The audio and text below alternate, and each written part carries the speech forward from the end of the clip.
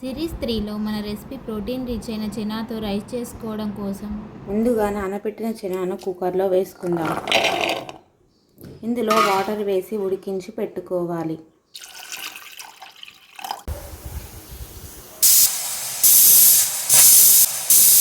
Three whistles అయిపోయాక కుక్కర్ని దించి పక్కకు పెట్టుకుందాం. అన్నం వండుకోవడానికి మనం రైస్ని తీసుకుందాం. ఉడికిన చనాను జాలి గంటలో వడపోసుకుందాం.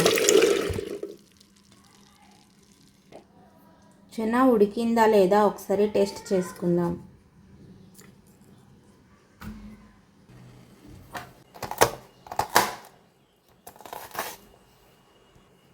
మనము పచ్చిమిర్చి, ఆనియన్స్ కట్ చేసుకోవాలి.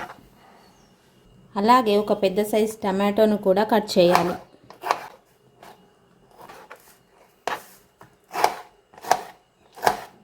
అలాగే కడిగి కొత్తిమీరను కూడా సన్నగా కట్ చేసుకోండి.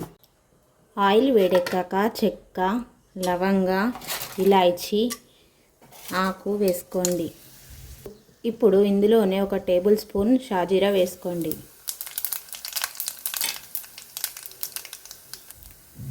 అది చిటపటమని సౌండ్ వచ్చినప్పుడు ఆనియన్స్ వేసుకోండి.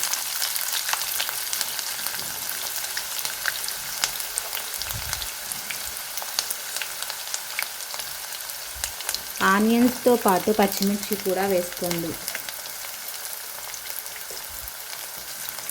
ఇప్పుడు దాన్ని మంచిగా ఫ్రై చేసుకోండి.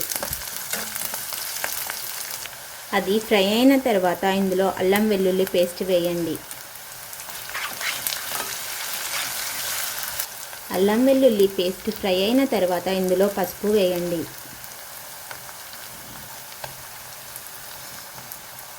ఒక్కసారి వీటన్నిటిని కలుపుకోండి.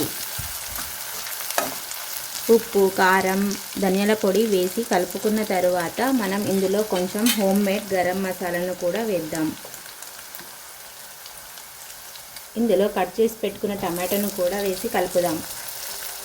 టమాటా మెత్తపడేంత వరకు మూతను పెట్టి 5 మినిట్స్ ఆగండి. ఈలోపు మనం పెరుగును బీట్ చేసుకుందాం.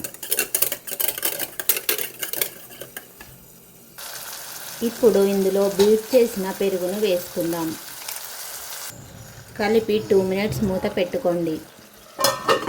తరువాత మూత తీసి చనాను అందులో వేయండి.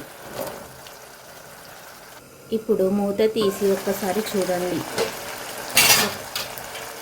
ఒక్కసారి దీన్ని మిక్స్ చేసుకొని ఇందులో ఇప్పుడు ఉడికించిన అన్నాన్ని వేసుకోండి. హై ఫ్లేమ్లో రైస్ను కలుపుకున్న తర్వాత లాస్ట్గా కొత్తిమీరను యాడ్ చేయండి.